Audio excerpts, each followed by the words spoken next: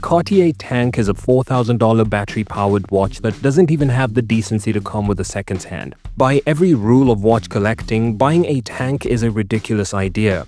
And yet it's one of the most popular luxury watches in the market.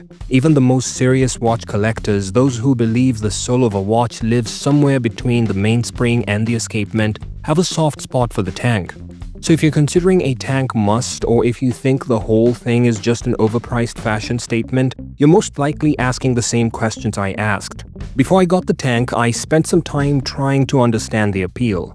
I read the history, how Louis Cartier took inspiration from a machine designed for mud and destruction and made it the ultimate symbol of Parisian elegance. I went back and forth between the large and the extra large, but the large ended up being the perfect fit for my wrist. The extra large has a date window and an automatic movement, which on paper should have won me over.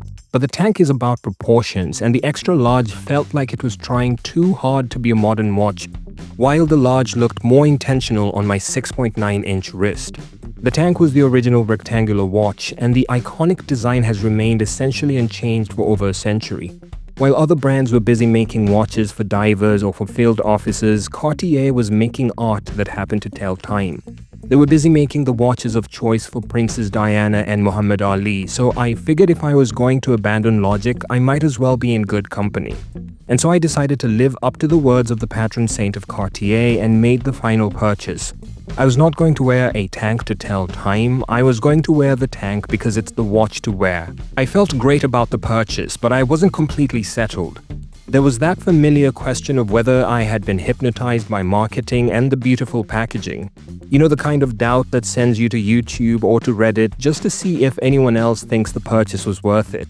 And that's when I kept noticing other watches that were influenced by the Tank's design language. The rectangular designs from Seiko and the DolceVita from Longines, even in those rare moments when the mighty Rolex chose restraint over dominance. There was no denying the influence of the Tank, and the more I noticed it, the more I felt confident about choosing the original. So a couple of months have gone by and I'm still obsessed with my Tank. The Tank stopped being new and became part of the rotation. But over time, you start seeing the limits. 30 meters of water resistance is ridiculous. It's the kind of number that makes you pause at the kitchen sink or think twice before wearing the Tank on a cloudy day. This isn't a watch that wants to go anywhere and do anything with you. It forces you to be intentional, and somehow that's part of the appeal. Getting the object of your obsession is risky. Once you start seeing the cracks, you realize you are blinded by a shiny object. But the Tank is different. I still wear it more than I expected to, more than watches that are technically better at almost everything. My closet now looks like it has to earn its place next to this watch. You see, the Tank doesn't adapt to you, you adapt to the Tank. But the main question left is, how long am I willing to stay under the spell? So we're back to the main question, is the Cartier Tank worth it? If you're looking for a formula to tell you yes, you're going to be waiting for a very long time.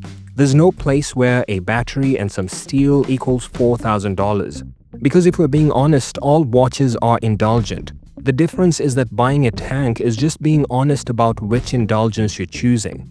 But in order to answer that question for myself, I had to accept that a watch doesn't need to be an engineering marvel to be a masterpiece. I remembered that the real superpower is not needing your watch to do anything, and that sometimes the most honest thing you can do for your collection is to stop demanding that it justify itself. Whether this watch is worth it is something only you can decide. But I've made my peace with the Cartier Tank and I've officially surrendered to the aesthetic. I know spending this much money on a Quartz watch or any watch is illogical, but if you're standing in front of a mirror debating whether the Tank is the watch for you, I have to remind you that logic has never been the foundation of a good outfit.